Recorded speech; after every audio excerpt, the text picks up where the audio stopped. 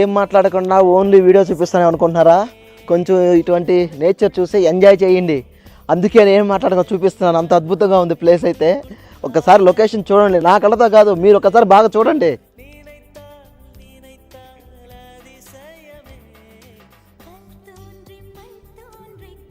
ఎలా ఉందో అసలు. యాడో టెంపుల్ గంట ఇందాక నుంచి మోగుతూనే ఉంది.